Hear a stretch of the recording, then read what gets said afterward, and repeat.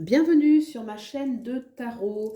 Alors, je vous propose une lecture pour le premier semestre, pour voir un petit peu tout ce qui va se passer pour vous au cours de ce premier semestre. Donc, j'ai fait un grand tirage qu'on appelle le tirage des 12 ou la carte des 12 maisons astrologiques, la roue astrologique. Voilà, en fait, il y a 12 maisons qui correspondent à 12 secteurs de vie, 12 domaines de nos vies. Donc, j'ai demandé au tarot de bien vouloir nous donner un petit peu les énergies que vous allez connaître ce premier semestre. J'ai couvert ensuite avec des cartes qui vont donner un conseil voilà, pour pouvoir mettre en œuvre un petit peu tout ce qui va se passer le mieux possible. Alors voilà, donc on commence tout de suite. Vous prenez écho un petit peu avec tout ce que vous ressentez, hein. Vous participez aussi au tirage par rapport à ce que vous ressentez dans votre vie, dans les problématiques que vous traversez actuellement. Alors, on va voir tout de suite la maison 1 qui nous parle de votre personnalité et de la caractéristique principale qui va être mise en avant pour ce premier semestre. L'impératrice, très très belle carte. Alors, l'impératrice est vraiment une énergie de... il y a une sorte de confiance en soi, d'harmonie, de capacité, je dirais, à communiquer et à manifester les choses dans la matière. Vous voyez, avec l'impératrice, c'est vraiment une énergie où on se sent bien à l'intérieur de soi, on est connecté avec ses énergies intérieures, avec sa créativité, et on va être capable de le communiquer au monde, et donc d'attirer à soi. L'impératrice, elle a aussi une énergie magnétique, où elle va réussir à manifester dans la matière ce qu'elle souhaite. Donc c'est vraiment une carte d'abondance, de bien-être, de confiance en soi, de séduction, où on a aussi du charme vis-à-vis des autres. Donc, dans la personnalité, l'impératrice, c'est vraiment très porteur. Je suis assez confiante pour le reste du jeu, puisque déjà, la dynamique commence très très bien. Alors, quel est le conseil qu'on vous donne pour pouvoir justement être dans la manifestation de cette énergie de l'impératrice? L'as de coupe, d'accord, très très bien. Donc, l'as de coupe vous invite à écoutez les nouvelles sensations que vous pouvez avoir, les nouvelles... Il peut y avoir quelque chose de l'ordre de la nouveauté pour ce premier semestre, notamment au niveau intuitif, au niveau de votre ressenti, qui peut être plus raffiné, qui peut être... euh, qui va être chargé de messages, si je puis dire. Et ça va très très bien avec l'énergie de l'impératrice, puisque l'impératrice est une énergie yin, qui, comme je vous le disais, elle est très intériorisée, en fait, l'impératrice. Et cette puissance intérieure, cette connexion intérieure lui permet justement de communiquer au monde ce qu'elle est vraiment et de manifester ce qu'elle veut. Donc la notion, vraiment le conseil qu'on vous donne, c'est d'être à l'écoute de vous, de vos ressentis, de vous faire confiance et d'accepter un petit peu cette nouveauté qui peut surgir tout au long du premier semestre qui va être riche d'enseignements. Alors maintenant, on va aller voir ce qui se passe dans la maison 2 qui est la santé globale, donc aussi bien la santé physique, la santé des affaires aussi, la santé matérielle, qui parle en fait du confort qu'on a dans sa vie. Alors la maison 2, on a l'arcane majeur de la mort. Alors là, vous allez être un peu soumis à certaines transformations. Il peut se passer de grosses remises en question sur le plan, ça peut être de l'hygiène de vie, par exemple, peut-être que vous allez sentir la nécessité de fonctionner différemment, de revoir des choses de fond en comble, hein, parce que l'énergie de la mort, c'est vraiment des grosses transformations. Ça nous parle aussi des finances, donc il peut y avoir aussi des transformations, des bouleversements au niveau de vos finances. Peut-être allez-vous gérer vos affaires ou votre argent différemment, de façon très différente. Il peut y avoir aussi un petit peu des pertes, parce que l'énergie de la mort, c'est quand même la fin de quelque chose.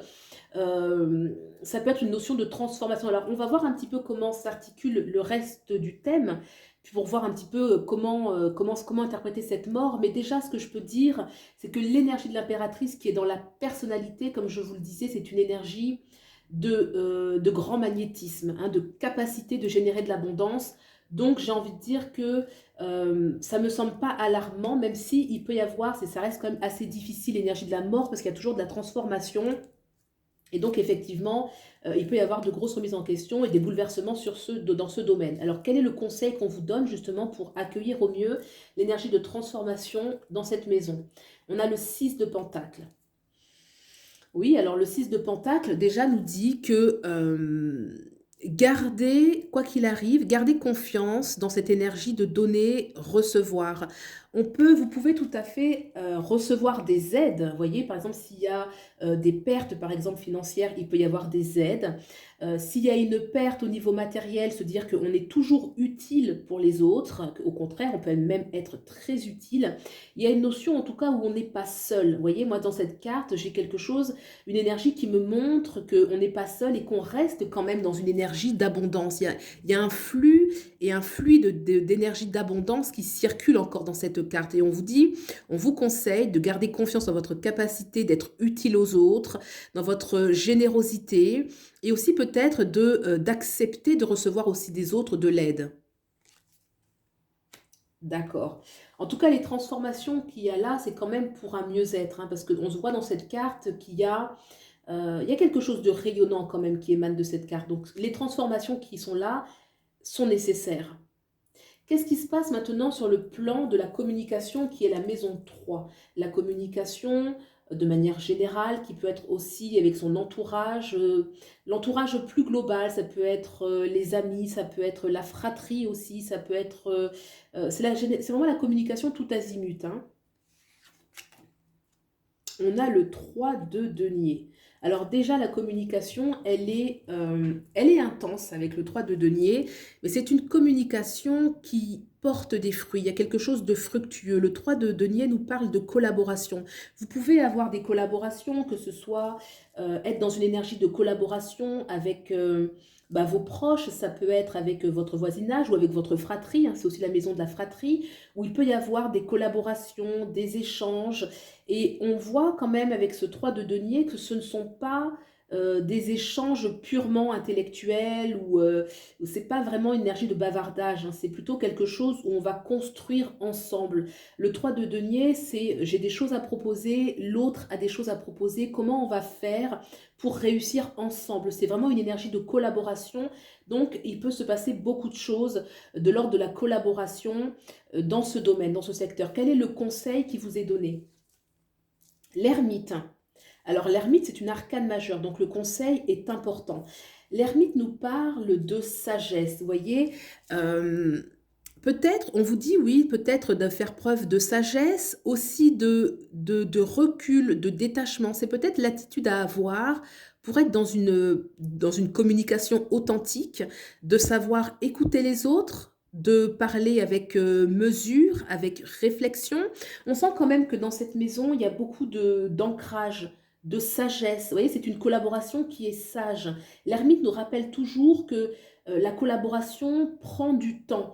Il y a une notion de laisser les choses prendre le temps dont elles ont besoin. En fait, les choses ont besoin d'un temps pour que les choses soient bien prêtes, en fait, hein. L'ermite, il y a toujours une notion de sagesse, de distance et de temps. Mais c'est un conseil qui est important et de comprendre que les choses qui se construisent, c'est pour un bien-être et un mieux-être, hein. Il y a vraiment beaucoup de sagesse. Donc une communication qui est porteuse pour vous pour ce premier semestre. Qu'est-ce qui se passe maintenant dans la maison 4 qui est votre foyer? Comment ça se passe dans votre foyer, c'est-à-dire vraiment votre maison, votre foyer, votre demeure? On a le cavalier des épées. Alors, le cavalier des épées déjà nous dit que dans votre foyer, ça va être mouvementé. Alors, c'est pas l'agitation, hein, mais il y a du mouvement, il y a une notion de... C'est quand même assez intense. Il peut y avoir beaucoup vous voyez, de mouvements, de discussions, oui, de discussions et surtout de mise en pratique des discussions. C'est comme si vous allez être beaucoup sollicité, qu'il y a des choses à faire qui demandent, oui, de passer à l'action. Peut-être que il y a des idées qui vont aboutir à des actions et ce sera pas, l'énergie n'est pas au repos, n'est pas... alors, c'est pas que c'est pas la stabilité, mais en tout cas, il y a des choses à mettre en place. Il y a des discussions, mettre en pratique certaines idées, parce que le cavalier des épées, c'est toujours très mouvementé, on doit agir, on doit passer à l'action et avec réflexion. Il y a vraiment la notion de passer à l'action avec réflexion. Donc certainement qu'il y aura des idées très porteuses, mais qui nécessitent des changements peut-être. Qu'est-ce qui se passe? Quel est le conseil qu'on vous donne justement pour ce foyer? Et l'as des épées, oui, c'est tout à fait cohérent. L'as des épées, vous voyez, c'est encore une énergie, l'as des épées qui nous parle, le conseil qu'on vous donne d'avoir des idées nouvelles, hein. L'as des épées apporte de l'originalité, apporte des idées nouvelles et que certainement, vous avez une capacité à proposer des choses nouvelles pour votre foyer et de façon à les mettre en action. Donc moi, je sens plutôt une énergie qui va être structurée par la réflexion, par peut-être voilà, la réflexion des nouvelles idées et qui va nécessiter en fait des changements peut-être de fond, de prendre de l'avant et que la notion vraiment de stratégie, de plan va être importante pour le foyer. Hein. C'est vraiment une notion, les idées et mettre en place ces idées pour le foyer. Très bien, donc là vous allez être sollicité, on sent une énergie de sollicitation. On a ensuite la maison 5 qui va nous parler de votre créativité, notamment de la créativité. On a le 7 de denier. Alors, votre créativité avec le 7 de denier, vous êtes invité à... il peut y avoir certaines pauses qui sont nécessaires, qui sont porteuses. Par moment, il peut y avoir le besoin de faire une pause et de regarder un petit peu son travail, de voir un petit peu sa créativité, là où vous en êtes, qu'est-ce que vous souhaitez faire, est-ce que ce que vous faites correspond parfaitement à vos aspirations, est-ce que vous espérez davantage de votre création, de votre productivité. Le 7 de denier va s'interroger, il va prendre un temps de pause nécessaire pour reconsidérer les choses. Le 7 de denier peut ne pas être totalement satisfait, mais c'est comme une remise en question qui est nécessaire en fait, hein, de façon justement à poursuivre les choses avec éventuellement quelques changements. En tout cas, on voit que là, au niveau de la créativité, il peut y avoir une réflexion, que les choses peuvent être un petit peu plus posées, plus lentes, parce qu'il y a besoin d'être en accord un petit peu avec ce que l'on fait. Alors, quel est le conseil qu'on vous donne justement pour réussir à faire un temps de pause qui soit porteur? On a le 4 de coupe. Alors, déjà, ce 4 de coupe vous dit d'être à l'écoute de vos aspirations profondes, de ne pas faire quelque chose qui ne correspond pas à qui vous êtes ou à ce que vous voulez. Vous voyez, ce personnage, il est plutôt dans une sorte de lassitude, dans un manque d'inspiration, un manque de créativité. Donc là, il y a vraiment, vous voyez, on vous dit, soyez honnête avec vous-même. Est-ce que ce que vous faites vous correspond? Est-ce que ce que vous faites est ce que vous voulez proposer aux autres? On vous conseille aussi de ne pas rester dans une sorte de latence. Parce que vous voyez, ce set de coupe, effectivement, c'est un temps de pause qui est nécessaire, on a vu ça. Mais peut-être qu'on vous suggère de ne pas confondre la remise en question avec l'inertie. Vous voyez, peut-être il y a un moment donné, on peut glisser hein, dans la remise en question dans une sorte d'inertie ou de découragement. Donc le conseil qu'on vous donne, c'est effectivement, voyez les choses telles qu'elles sont. Si elles vous plaisent, continuez. Si elles ne vous plaisent pas, changez, modifiez, mais ne tombez pas dans une sorte de stagnation et de sorte de découragement par rapport à votre créativité. La maison 5 parle aussi des enfants, donc peut-être que sur ce domaine, vous pouvez retrouver les mêmes problématiques, qu'il peut y avoir des mises à jour, des points par rapport à vos enfants et une sorte de préoccupation ou d'ennui par rapport à ce secteur. Alors maintenant, on va aller voir la maison 6, qui est la maison de votre quotidien. Comment ça va se passer pour vous dans le quotidien pour ce premier semestre? Alors, l'As des coupes. Donc ça, déjà, c'est une très belle carte, très porteuse. Dans votre quotidien, l'As des coupes, c'est... vous allez réussir quand même dans votre quotidien à être à l'écoute de votre intuition, de votre ressenti, de votre sensibilité. Il peut y avoir de la nouveauté, vous voyez. L'As des coupes, c'est une carte très porteuse qui montre qu'il y a quand même une sorte de présence à ce que vous vivez. Vous voyez, c'est comme si dans votre quotidien, vous allez savoir quand même apporter de la créativité, apporter de la nouveauté et être surtout dans une certaine sensibilité. Parce que l'As des coupes, il y a toujours une sorte de vie intérieure qui est, comment dirais-je, oui, une vie intérieure qui est pleine et où on sait quand même vivre au rythme de ses émotions, au rythme de ce que l'on ressent intérieurement. Donc ça montre quand même que dans le quotidien, il y a quelque chose de nouveau. L'As des coupes peut parler aussi de quelque chose de porteur, quelque chose qui vous donne envie dans votre quotidien. Quel est le conseil qu'on vous donne? Le roi de Pentacle. Bah, moi, je dirais que, oui, alors le roi de Pentacle avec l'As des coupes, le conseil qu'on vous donne, c'est de savoir en fait profiter de ces petits bonheurs quotidiens. Vous voyez, ce roi de Pentacle, il ne manque de rien, il savoure la vie. C'est comme si, vous voyez, il y a une énergie un petit peu carpe diem, le moment présent, savoir jouir de la vie, se faire du bien, se faire plaisir. Et avec cette tasse de coupe, le conseil qu'on vous donne, c'est de pouvoir justement apprécier ces petits moments de bonheur quotidien, la bonne nourriture, les bons plaisirs. C'est comme s'il y avait un temps, vous voyez, c'est ce que je vous disais par rapport à la vie intérieure, il y a une sorte de connexion avec sa vie intérieure, où il y a une richesse dans votre vie intérieure. Et ça, c'est très très positif, une richesse où on va savoir profiter de la vie, profiter de ces petits plaisirs ou de ces grands plaisirs, ce que je vous souhaite, en tout cas avec une sorte de présence. Donc le quotidien, il est positif, il est porteur, il est généreux et oui, il y a même quelque chose de profondément terre à terre où on sait en même temps, avec le roi de Pentacle, être dans une certaine simplicité de la vie. Très bien. Qu'est-ce qui va se passer maintenant avec le partenaire, la maison 7 qui nous parle du partenaire, qui peut être le partenaire en relation, comme également les partenariats professionnels, hein. Ça peut être l'associé, c'est l'autre de manière générale. Alors, on a l'empereur, arcane majeur, donc très important. Au niveau de l'associé, ça peut être, comme j'ai dit, le partenaire ou un collègue, un partenaire professionnel. Déjà, vous avez une posture d'autorité, une posture où vous saurez vous faire respecter et vous allez amener les choses là où vous souhaitez qu'elles aillent, hein. L'empereur, c'est par exemple celui qui sait négocier, c'est celui qui va savoir négocier à son avantage, c'est celui qui va savoir se faire respecter dans la relation. On peut aussi avoir un rôle de leader, hein. L'empereur, il y a toujours... par exemple, vis-à-vis de la relation, ça peut être qu'on a un certain rapport, non pas de force, mais en tout cas qu'on a la figure un petit peu dominante de la relation, quelle qu'elle soit, avec l'autre. En tout cas, l'empereur a son mot à dire, et souvent le mot qu'il va dire, c'est celui qui va valider un petit peu le contrat. Donc déjà, on voit qu'il se passe quelque chose, ou en tout cas, vous êtes mobilisé, hein, l'énergie de l'empereur en vous va être mobilisée, et c'est intéressant de voir quand même que là, vous voyez, dans la maison 1, on a l'impératrice, la 3, et dans l'empereur, on a la 4, et la 3 et la 4 se suivent. Donc on voit qu'il y a une continuité dans l'énergie que vous avez dans votre personnalité, qui est vraiment l'affirmation de soi avec l'impératrice, dans la matière, et qu'elle va réussir quand même, hein, vous réussissez ici avec l'empereur, à manifester quelque chose de concret dans la relation à l'autre. Alors quel est le conseil qu'on vous donne justement pour asseoir ce pouvoir?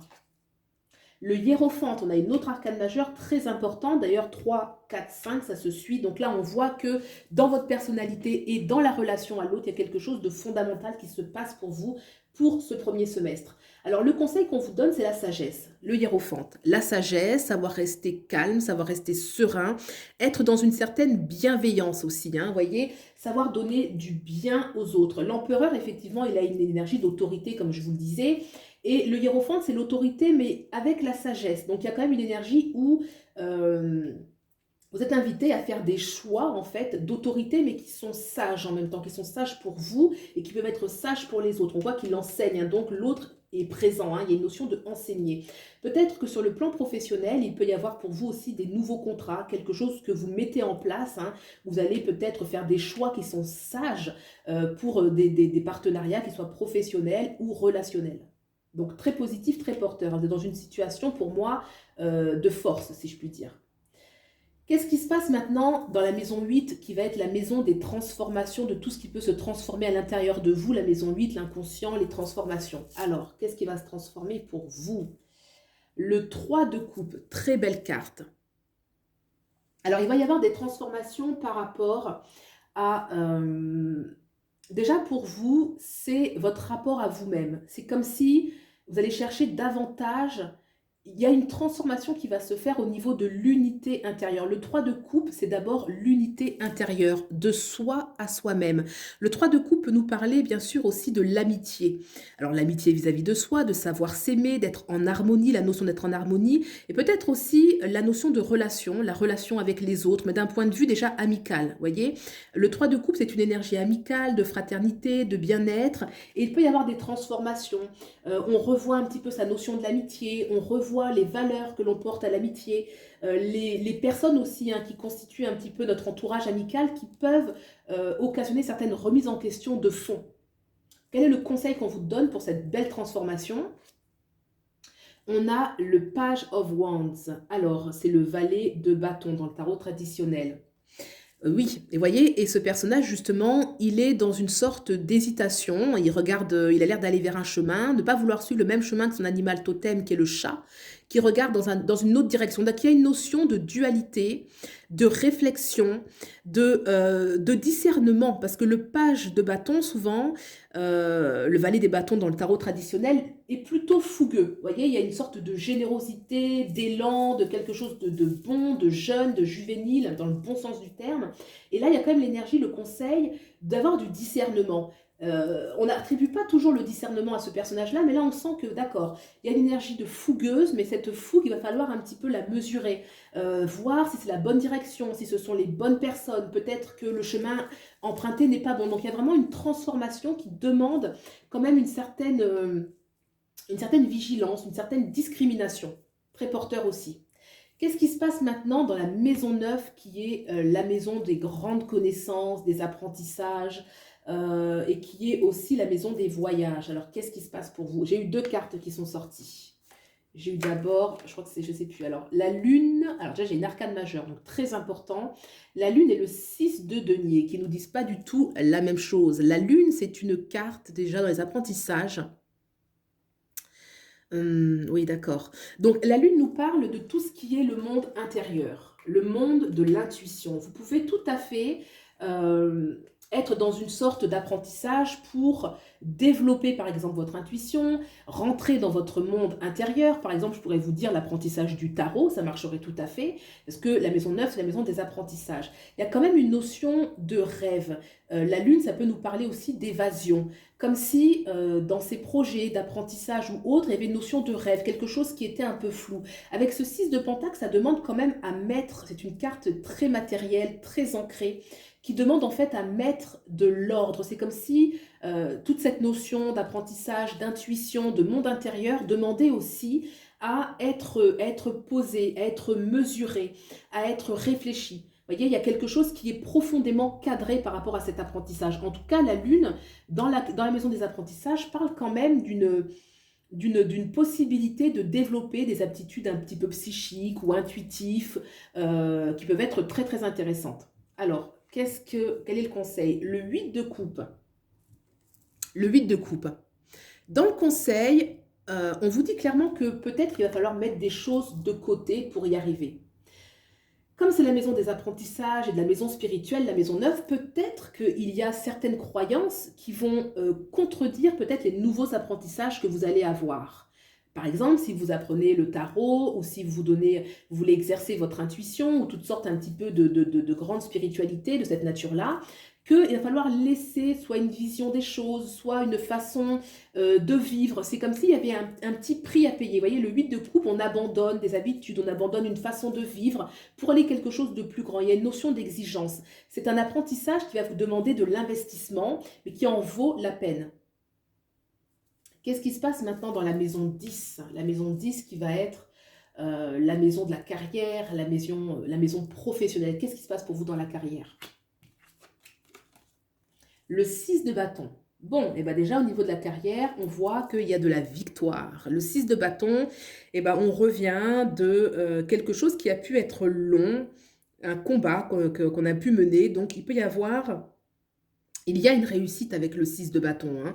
Il y a une réussite, il y a un succès, il y a en tout cas l'énergie de conquête, de victoire. On déploie quand même beaucoup d'énergie avec le 6 de bâton. Hein. Vous allez certainement déployer beaucoup d'énergie, mais en même temps, ça parle de victoire. Donc l'énergie va payer.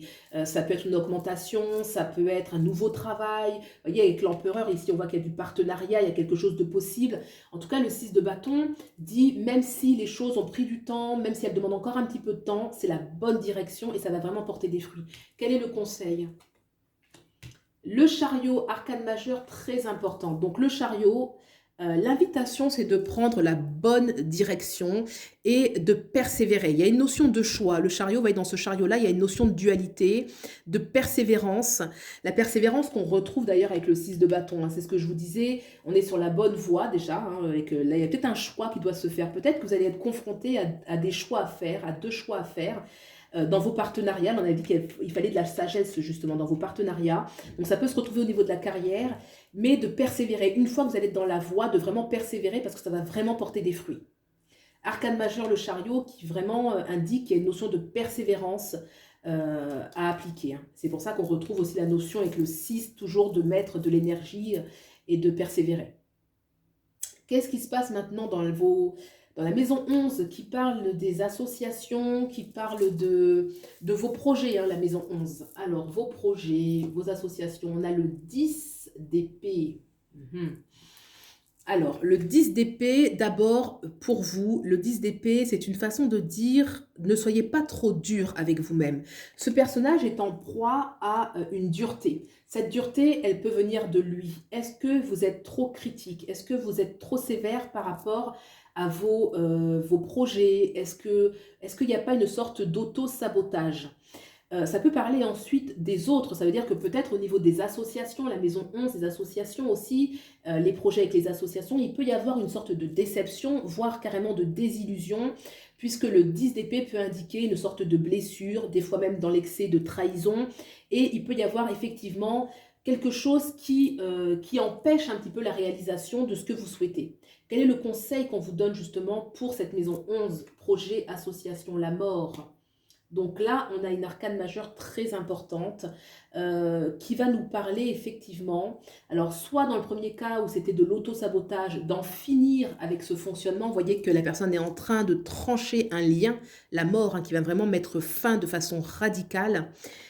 Et s'il s'agissait des autres, la mort nous dit que l'association doit toucher à sa fin, que peut-être le projet, parce que c'est une énergie de projet aussi, peut-être que le projet ne verra pas le jour et qu'il peut y avoir pour cela une sorte de blessure, mais d'accepter avec la mort, c'est toujours accepter un petit peu peut-être que la vie sorte des personnes de sa vie, en fait, accepter que la vie sorte des gens de votre vie ou qu'il y ait des projets qui ne voient pas le jour, des liens qui doivent cesser, parce que c'est vrai qu'avec l'énergie de la mort, c'est souvent quelque chose qui finit, quelque chose qui se termine. Donc les deux cartes à côté, je pense que la maison 11 peut être un petit peu délicate, soit comme je disais, c'est vous, dans l'auto-sabotage, d'en finir avec cette façon de fonctionner avec vous et avec vos projets, ou alors si ce sont des associations, on dit clairement qu'il peut y avoir une fin d'association. Qu'est-ce qui se passe maintenant dans la maison 12, qui est la maison de la vie intérieure, mais aussi des épreuves ? Et on a le 5 de denier, d'accord. Alors le 5 de denier, c'est une carte qui nous parle que le besoin financier, le besoin d'amour, le besoin de sécurité peut des fois être contrarié et qu'on peut donc ressentir le manque. Donc c'est possible que dans l'épreuve, dans la maison 12, dans la vie intérieure, vous soyez un petit peu en proie à certaines inquiétudes qui peuvent toucher la vie matérielle, qui peuvent toucher la sécurité sentimentale ou autre, hein, toute la notion de sécurité matérielle, de son confort. Alors c'est vrai qu'on avait vu, voilà, on voit qu'il y a ici dans les associations quelque chose qui peut terminer. La maison 2, on avait vu qu'il y a des bouleversements qui se passent par rapport aux finances, qui peuvent se passer au niveau des finances. Donc il peut y avoir au niveau de l'épreuve quelque chose qui touche à son confort, à sa sécurité. Alors quel est le conseil qu'on vous donne? Le magicien, excellent conseil, et encore une arcane majeure. Le magicien, c'est l'énergie par excellence qui ne permet pas l'inertie, qui ne permet pas que l'on tombe dans une sorte de fatalité, de fatalisme. Vraiment, le magicien, c'est l'invitation, c'est l'énergie par excellence de l'action. Voilà, avec le magicien, tout est possible. S'il y avait un mot pour résumer, ça serait tout est possible. Et concrètement, vous voyez, c'est pas du tout l'énergie de rêve, de rêverie. Le magicien, c'est la carte numéro 1, c'est l'impulsion, ça va être possible de créer, ça va être possible d'imaginer, ça va être possible de bâtir. Et en fait, le conseil, c'est surtout de ne pas laisser cette énergie, en fait, d'inertie, que peut être le 5 de denier, où on est dans une sorte de manque, une sorte de peur, de prendre le dessus parce que vous avez la ressource. Hein. Dans la vie intérieure, vous avez la ressource. Et moi, sur ce tirage, je reste quand même très confiante parce que vraiment, cette impératrice qu'on a dans la personnalité, comme je vous disais, c'est une capacité de manifester la matière. Dans vos contrats, dans vos relations avec les autres, vous avez une grande force intérieure. Vous pouvez manifester ce que vous voulez. Au niveau de la carrière, il y a quelque chose de très positif qui demande de la persévérance, mais qui est là. Et puis effectivement, c'est vrai que les associations ainsi que la vie matérielle immédiate peut souffrir de certaines difficultés qui mettent justement un petit peu votre être intérieur dans les épreuves, mais vous avez la ressource extraordinaire qui est le magicien et qui dit que tout est possible et que tout est possible pour vous de recréer et de même recréer beaucoup plus grand, beaucoup plus beau. Voilà ce que nous dit les cartes pour ce premier semestre. Je vous remercie beaucoup d'avoir visualisé ce tirage qui pour moi est très porteur, très positif. Prenez bien soin de vous et je vous dis à bientôt peut-être pour un nouveau tirage. Au revoir.